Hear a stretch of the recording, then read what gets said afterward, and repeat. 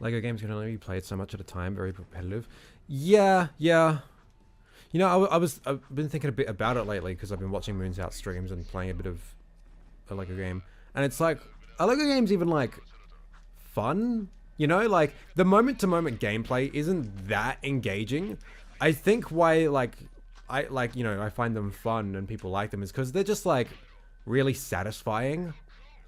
Like collecting all the studs and destroying shit is like inherently satisfying, but also like the completionist aspect, like it's really breezy to get 100%.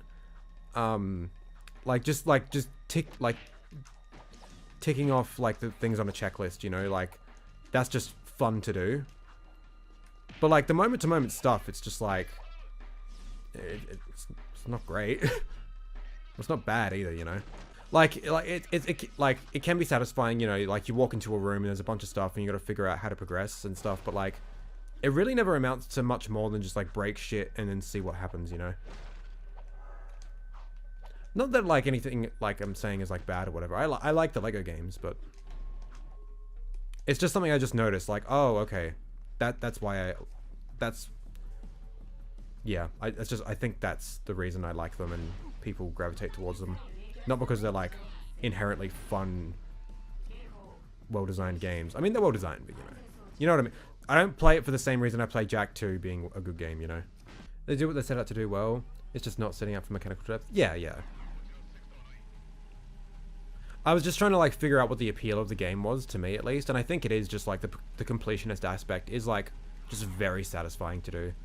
And you know, it's simple, so it's like it's just good like popcorn gameplay, you know what I mean? It's funny that I'm saying all this, but like Lego Indiana Jones 2 on DS like has more like actual platforming spots. Like there was like a race against the clock thing, like escape from this warehouse like before the timer runs out. And it's just like a platforming gauntlet. Like it was almost like a crash level. It was kind of cool. Recently I was watching videos on 3D, oh god, I wasn't looking, 3D platformers and collectathons, and noticed how often people get those two mixed up. I don't think it's about people mixing it up. I just think, fuck me, when people say collectathon, they're referring to 3D platformers. Like not like when people think of collectathons, they think of games that are 3D platformers, because most the collectathon genre was birthed from the 3D platforming genre. But like a genre where it's literally just collect a bunch of shit, I guess it's not exclusive to 3D platformers. True, but some people were literally saying 3D platformer means explorable environment with collectibles. I mean, that could describe fucking Assassin's Creed, right? Like most games have collectibles. Most games explore 3D environments, at least today. People just like get really shorthand with terminology and stuff. Where it's like not like people just aren't very specific with the terms they use, and like, you know, it's not a huge deal. Like I think a lot of genre definitions and boundaries are really stupid anyway. But it can be difficult when like you're talking about one thing and they're talking about another thing but using the same term. I've got a very specific definition, so it bothers me. Yeah, and I think specific definitions are kind of stupid. Like I think a definition is a lot less useful than like how it's used colloquially, right? So like when someone says a collectathon, 99% of the time they're talking about a game that is a 3D platformer. They're not saying, you know, they're one and the same. A 3D platformer is a collectathon or vice versa. They're just saying like, you know, oh yeah, it's a collectathon. You can safely assume they're talking about some sort of 3D platformer. Which is why, you know, on a technical level, I think the Lego games could be classified as collectathons, but I wouldn't call it a collectathon. When I think collectathon, I'm thinking more of the game's progression over gameplay, where platform is gameplay. Yeah, but like, and I get that. I can't, you know, I agree. It's about like how progression is, yeah. But it's like that kind of progression is more often than not tied to platformer games. Well, it's like that's why like I've heard people call Crash Bandicoot a collectathon because you need to collect power crystals to progress. Like that's your means of progression, collect power crystals. But I wouldn't call it a collectathon because it's like it's not, you know. Like when we think collectathon, we think of a very different game to what Crash Bandicoot is, even though it does meet that definition. I think I've said this before, but I consider the modern Rayman games collectathons.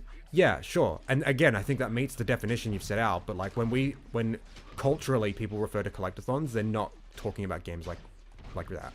I think definitions are much more useful in like their utility rather than like the hardline definition. Because oftentimes you just find like weird exceptions and stuff like that, and it's just like, oh man, what's going on? Crash isn't to me because you need all the purple crystals. There's no choice to what content you need to engage with. I mean, yeah, there is. Oh, do you mean like there's no choice in like you have to get all of the purple crystals, not some are optional sort of thing? I mean, sure. But progression is still tied behind a collectible. Well, it's like I've also heard people classify Ratchet and Clank as a collectathon because progression is tied behind the collection of infobots and weapons, but I wouldn't call it a collectathon. Because that's not what we typically think of when we think collectathon. That's because I don't see it as progression through collection. That's just sort of a way to describe it. Wait, when you say you don't see it as progression through collection, are you talking about Crash or the genre? Genre, the part that makes it tick for me is that you get to pick and choose what you collect. Collecting alone isn't enough. I mean, I suppose. I'm just trying to think of counterexamples. I have a very specific definition. It might be a bit complicated. I just question what the point of having like a very specific definition that only you adhere to is when everyone else uses a different one, you know what I mean? Like if I had a very specific definition of what a first-person shooter was, but very few first-person shooters met that definition, and no one else really used my definition, but I got frustrated that people didn't adhere to my definition, I'm not sure what the point would be. I think when it comes to genres, getting and just like terms in general, I think getting worked up over like this very specific minutia of what classifies as something and what doesn't is kind of a waste of effort in my opinion. I think just like understanding how most people like collectively use a term and what they mean by it is more useful, because then it's like then you can kind of fish out like, well, what isn't this thing based on how it's typically used. Like I see a lot of videos on YouTube about this sort of stuff where it's like pinning down a genre and like, you know, having really in-depth discussions about like what constitutes a genre or like mechanic or whatever, and it's just like, I mean, it can be an interesting conversation, but is there much use to the conversation? I don't know. I'm really getting frustrated at the 3D platformer to collectathon comparison, at least as of now. So wait, what specifically were you getting frustrated at? How often people get those two mixed up. Do they though? I don't know. I don't think people get them mixed up. I think sometimes people can use them interchangeably. Like I'm sure like, you know, people will just say like, oh yeah, this game's a collectathon when it's just like a bog standard 3D platformer. You know, like people say that about like Ratchet and Clank. But I don't think people call something a 3D platformer when it's a collectathon but not a 3D platformer. Nvidia's talking about the genre. Yeah, I don't know. I guess where I was coming at it from this was like, because when I think collectathon, I typically think of a subgenre of 3D platformers, which is why I wouldn't consider Rayman Legends a collectathon, because it's not a 3D platformer, it's a side scroller. I don't know, I think those two should be separated.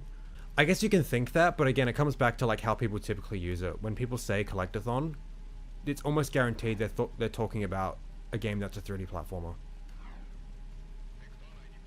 Because like that's where the term came from. That's the context that like that subgenre was birthed, was 3D platformers. I also think Metroidvanias should be separated from 2D platformers.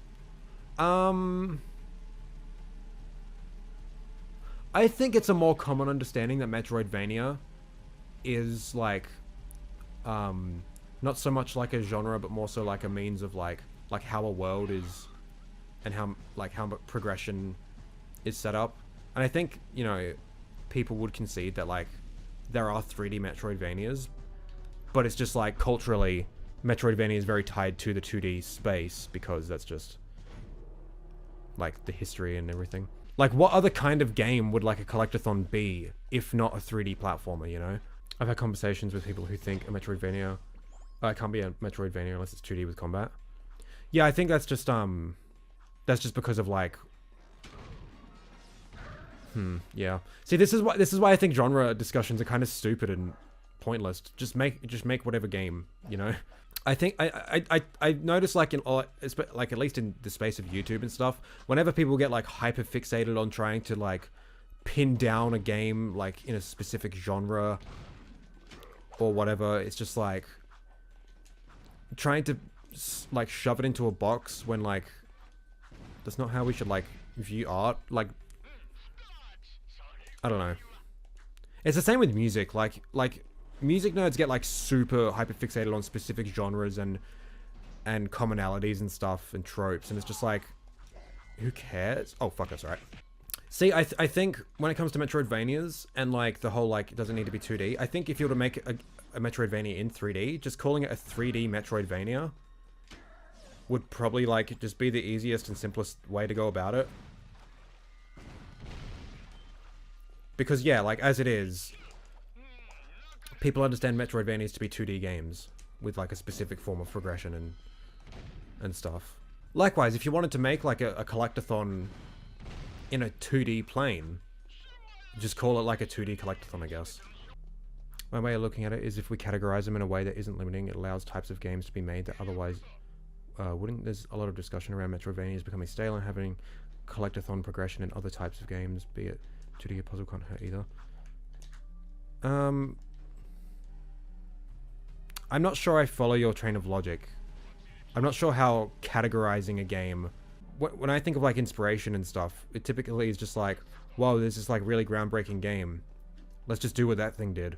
I don't think the process of categorization is essential. I guess attaching a name to it would help, but I don't know. Also, considering we're on the topic of like genres and stuff like that, I feel it's necessary for us to recognize that the term Metroidvania is stupid as shit. I think everyone recognizes that, so I don't know why we should even take discussions of like genre as seriously as like this, when like the literal term Metroidvania is the stupidest thing in existence. Categorization is, at least for me, a way to understand what makes something tick. The very act of categorization makes you understand that, but categorization isn't analysis. That's just giving something a name. Like, giving something a name has utility, I'm not denying that, but I think the process of analysis is much more important in determining what makes something tick than just like naming it. All naming it does is like gives it more like presence, sort of thing. Like, oh, like this is a thing now, like thing in quotations, because like it has a name, it's got a term. If you categorize stuff, you can compare them and figure out what they have in common to figure out why you compared them to begin with. Yeah, but you can compare things without them being of the same category, and you can compare things without categorizing them. Like, I don't know, you can find like, you know, common elements in a game and find those same common elements in another game without it having like a very like specific like name, and just like compare, okay, well what was it about the implementation of these two things that worked and didn't, sort of thing. I guess naming helps, but I don't think it's essential. And getting too hyper fixated and concerned with the naming takes away from the analysis, I think. Like, effort should be put elsewhere, I think. I don't know, I haven't really thought about this much, but it's just like immediately what comes to mind when I'm thinking like genre debates is like someone saying, oh, this game is in this genre, and then like some gatekeepy fuck is just like, no, this genre is these specific bullet points and it has to hit every single one of these in a very specific way, and if it's not, it's not. And I don't know how prevalent that is in the video game space, but it sure as fuck is like that in music. And it's just limiting to the art form, I think. I don't think we're on the same page here, but it's definitely an interesting... Yeah, I think we're coming at it from two different places, but I don't think it's... I mean, I think it's fine. Like, the conversation's interesting, and we're not, like, arguing or whatever. Most adults think in verbal categories. You have a word equals you have a concept, which helps operating it mentally as a single entity. That's where cultural differences in thinking patterns stem from. Sure, but, like, if we're talking about, like, you know... Because I was asking Marshall what the utility is of, like... Because he's saying, like, you know, categorizing this stuff is necessary in order to analyze it. And I don't think that's true. Like, when we're talking about the process of analyzing a work, I'm not sure like concrete definitions and stuff like that is really necessary. I get in like, you know, for most people in just like, you know, casual conversations about something, giving something a name is like helpful because, as you said, most people think in verbal categories, but I think when doing more like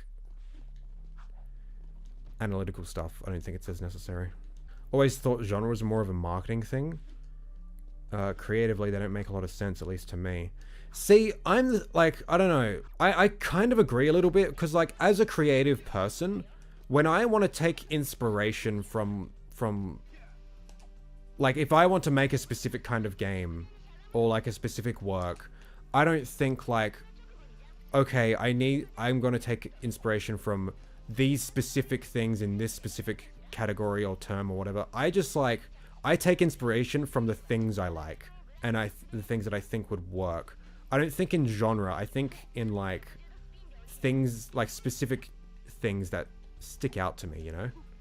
Which is why like I don't know. I'm kind of going off on a fucking tangent. I'm not reading everything. I'm sorry, but because I was just thinking about this the other day. I forgot who I was talking with, but I was talking with Deity. That's right. Like we were talking about Riot Girl as like a genre of music.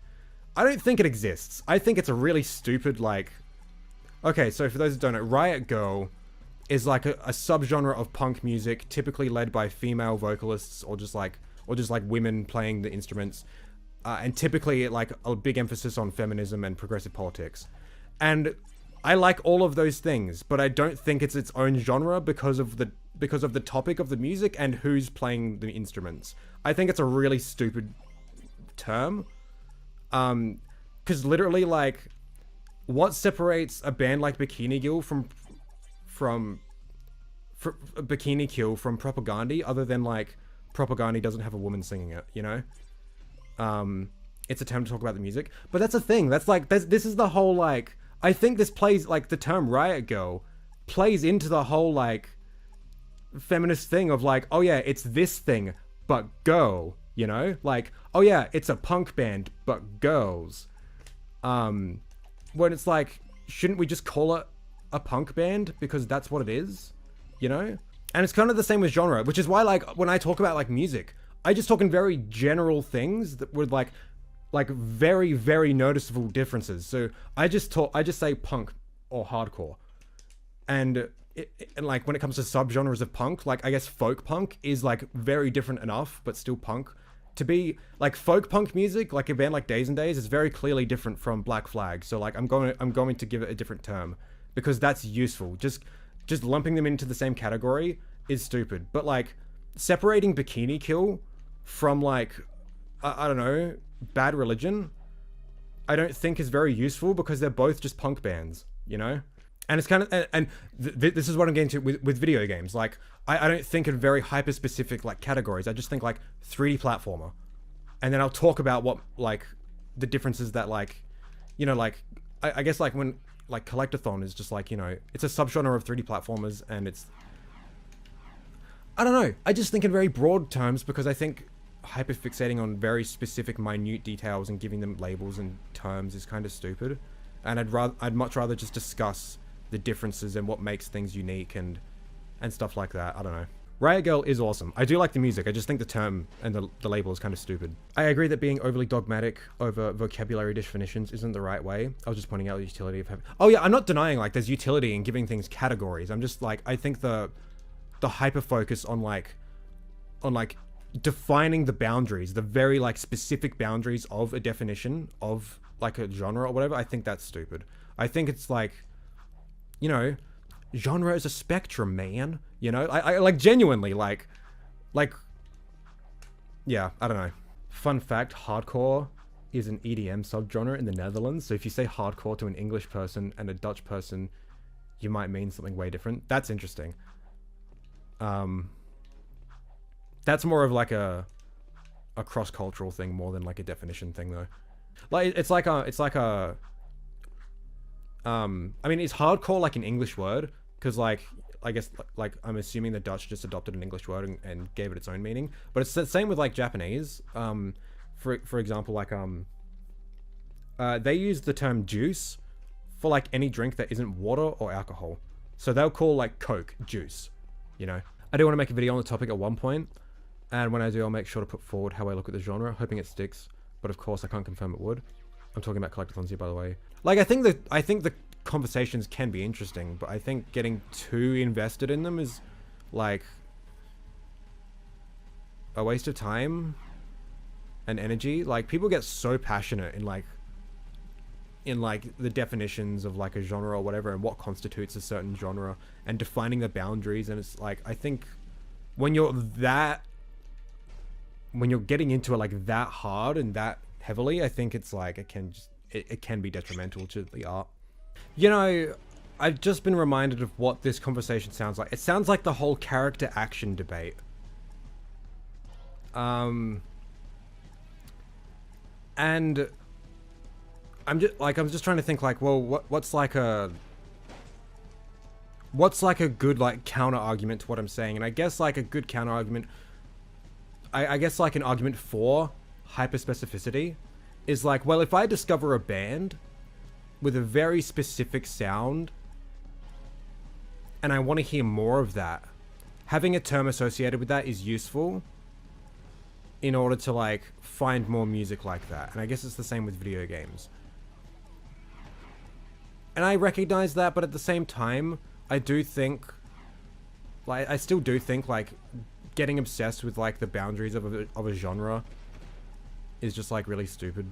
Yeah, I don't know. Look, just give shit like names and definitions and like terms, but like don't get all butthurt and hyperfixate on what is what. Just appreciate the art, I guess. I don't know. Action adventure games, yeah, it's so fucking ridiculous. With the character action though, like that debate, which I think was mostly sparked by the Gaming Brit, which I'm in two minds of it, because I get what he's saying, but at the same time I think there is validity to the counter argument where it's like, just calling it an action game is like, yeah, I don't know. I think the term character action is really stupid, as well as like a lot of the other proposed ideas for that like sub-genre of like your DMCs and Bayonettas and stuff. Just calling it an action game. See, that's just what I do. I call games like that action games. I don't call games like, I don't know. I don't just call games with action in it an action game. I don't know. How do we define Jak 2 third-person platform shooter? I just called it a 3D platformer. See, okay. Here's what I like about this whole like genre thing. If you just call it a thing, and then like, oh, but what? And someone asks, well, what makes it different? Then you explain what makes it unique. So Jak 2 is a 3D platformer with shooting and Tony Hawk skateboarding and an open world inspired by GTA. But it's a 3D platformer, like set in a sandbox world with all these extra mechanics. Just like I'd call Ratchet Clank a 3D platformer with an emphasis on third-person shooting. I don't think like relegating Jak 2 or Ratchet Clank into their own subgenres because they do things different from the norm is useful at all. Because then it takes away the unique, like, I don't know, it doesn't necessarily take away the uniqueness of the game, but it's like, well, of course it's like this unique, it belongs in its own hyper special genre. When it's like, no, it's just a 3D platformer, and it just stands out above the rest. I think Ratchet is probably a third-person shooter, but it's not though. It's a 3D platformer with shooting on top of it. See, I don't know. I think the base of the game is more important than what the emphasis is, I think the shooting is more important than the platforming for most of the games. I think there's more emphasis on it, but that's not what the base of the game is. So like, what separates Ratchet & Clank from a typical third-person shooter? What separates Ratchet & Clank from Uncharted? Well, Ratchet & Clank has all the staples of a 3D platformer. What you'd typically expect. If you showed people Ratchet & Clank without the shooting, they'd be like, oh yeah, it's a 3D platformer. But then you just add shooting on top of it. I don't think that makes it its own genre, and I don't think like it goes to a different genre because of this one mechanic. I think because like Ratchet & Clank adheres to a lot of staples of the 3D platforming genre, it stays a 3D platformer. It just happens to have like a heavy emphasis on shooting. Yeah, you can progress without shooting any guns, not counting gadgets. Not sure if you can beat it. That's not really what I mean, though. Like, I think, like, I'm not denying there's an emphasis on shooting. Like, Ratchet and Clank is very much a series about shooting. Like, that's what the developers, like, that's where they put the emphasis. That's what they expected you to do. I'm just saying that it's like, Ratchet and Clank has, like, a very heavy bent on third-person shooting, but I don't think it's a third-person shooter. It doesn't adhere to a lot of, like, the same sort of, like, genre, like, staples, aside from just, like, the core mechanic of, like, shooting from a third-person perspective, you know? I think that if the shooting is supposed to be the main draw, that's what we should refer to it as. I don't know. Because when you... Okay, let's talk about Ratchet and Clank then. So, you've got a cartoon world and aesthetic, a light-hearted, like, kids game with an anthropomorphized animal character with goofy action and exploration with platforming in a 3D environment. You've got all that. You say all of that, that's a 3D platformer. What else does it have? Third-person shooting. Okay, well, I guess this is going to define it, not this. You know what I mean?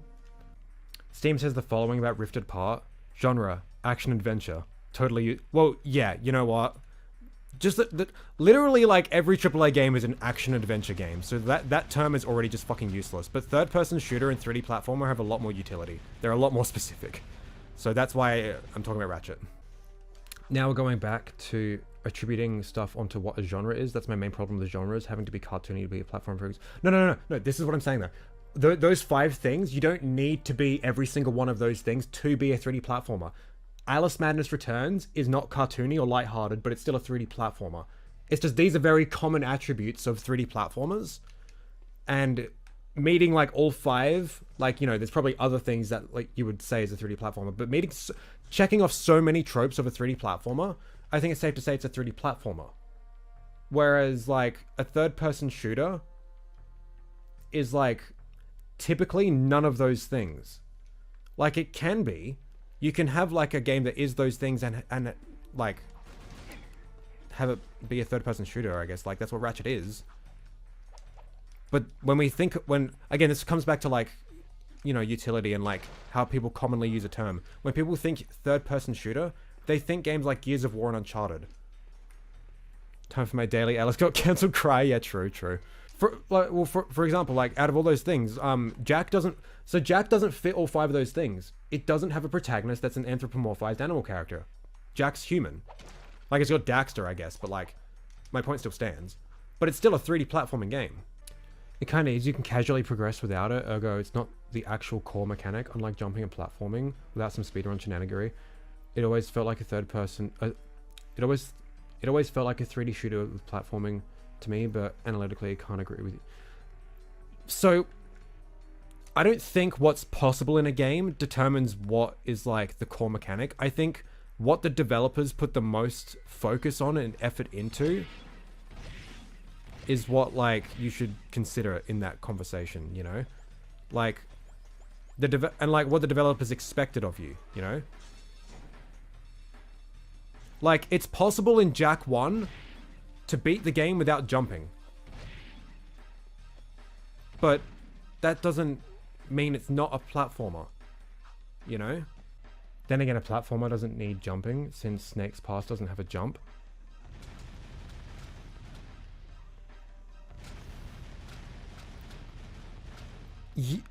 Yeah, I don't know. I remember that game being like having a debate like, is this even a platformer?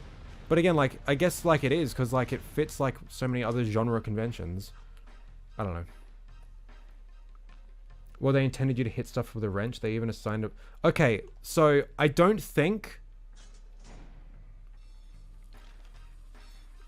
If you went up to like an Insomniac dev and be like, hey, I played this game 100% as you guys envisioned me to play it, and you don't touch any of the weapons they spent like months working on designing and creating and making fun to use, I think they would look at you funny.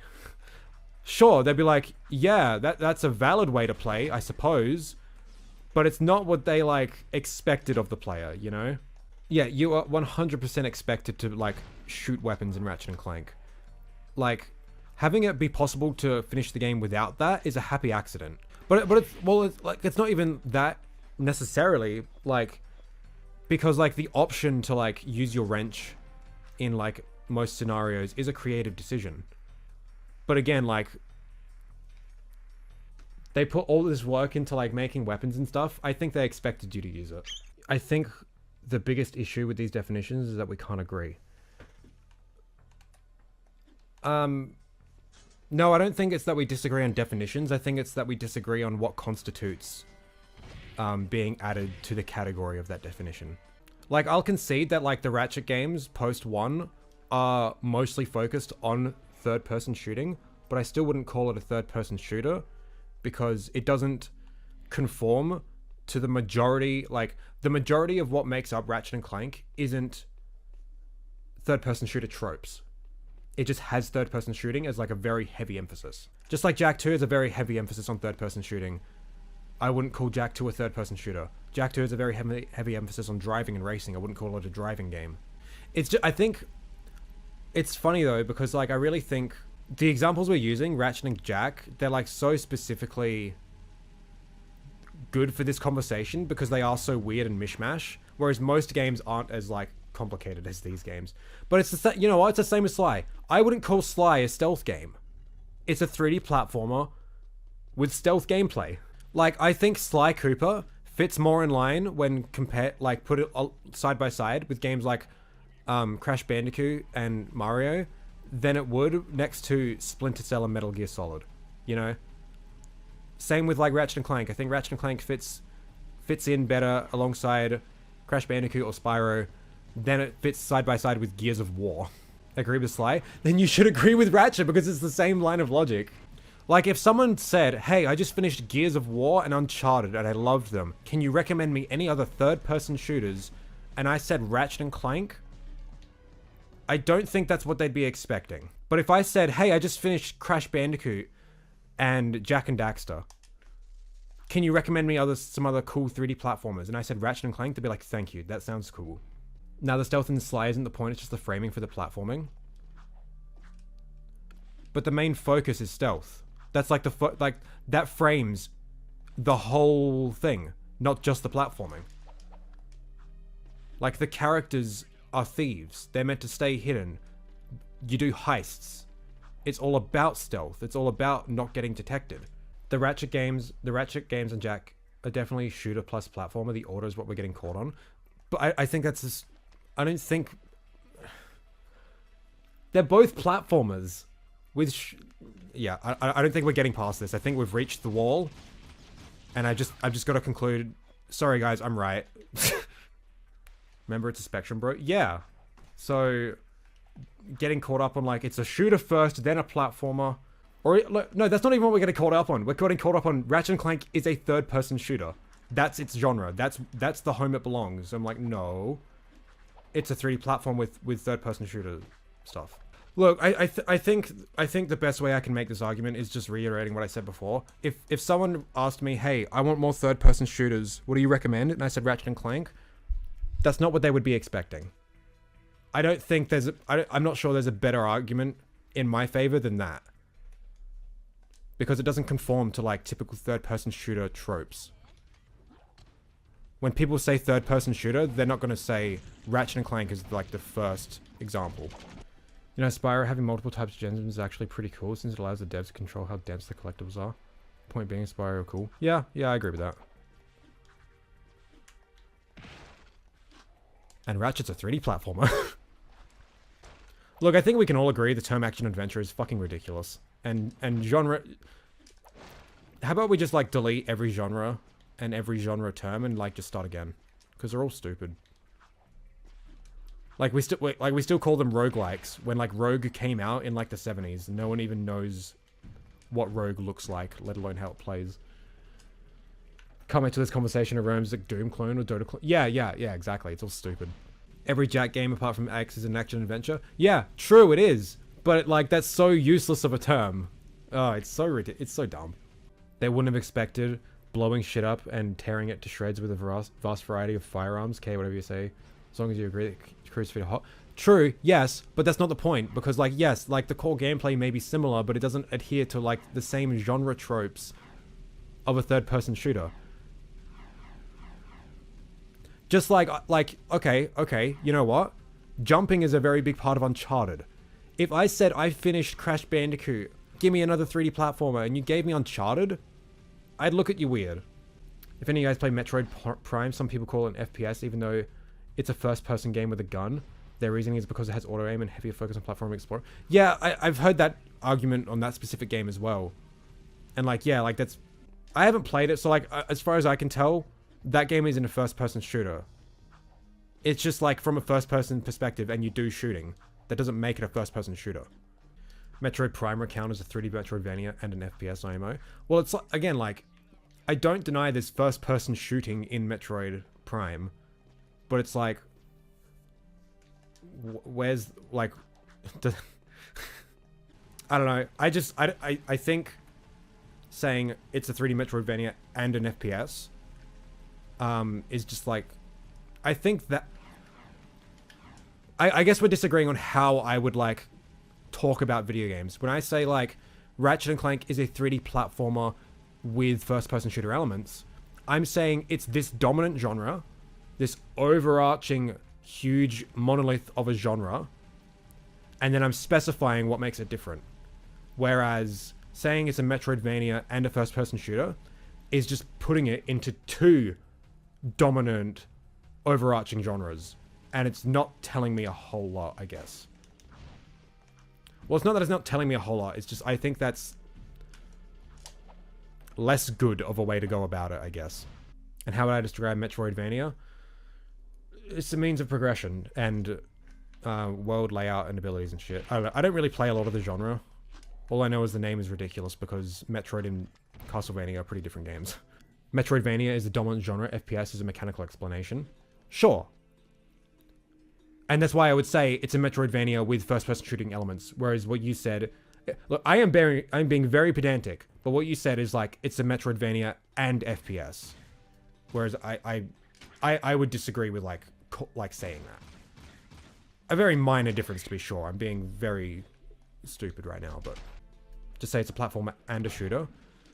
But I could just say Uncharted is a platformer and a shooter. Saying what the dominant genre is, then specifying is much more useful because if if you just say both, you're like you're kind of saying they're both like as critical to what makes up the game.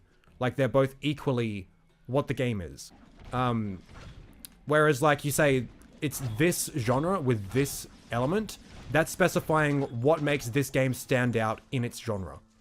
FPS is generally used literally in gaming discourse. Well, I think FPS is one of those genre names where it's like, they did analyze it critically and be like, okay, is Doom Clone a really good name for this genre? Like, it's actually really limiting. Let's call it a first-person shooter. And that's very broad and very useful. So, I think they did it right with that one. I'm very glad it's not called Doom Clone anymore. A lot of other genres weren't so lucky. And here we are.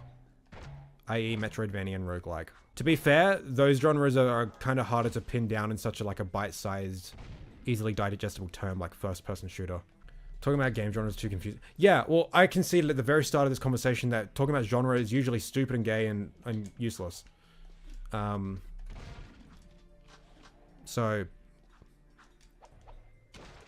Just refer back to when I was talking about Riot Girl, okay?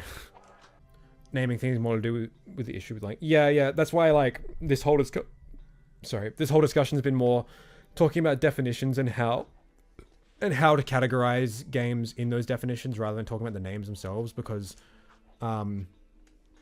they're all stupid. like the names conversation is, like, the most useless one when talking about genre. Because, like, names for, like, genres and terms and stuff don't come from, like... a bunch of academics coming together and be like, okay, what is like the optimal, all-inclusive term we can come up with? That's not how language works. It's all cultural. It's just what appears in the ether and what people like just use to refer to like a block of something. And usually it's like Well, not, yeah, it's not always like the most useful term. It's just what comes about and then gets adopted, and it's like, well, why is it called this? I don't know, it just is. So we just got to work with that. So yeah, the naming conversation isn't really interesting.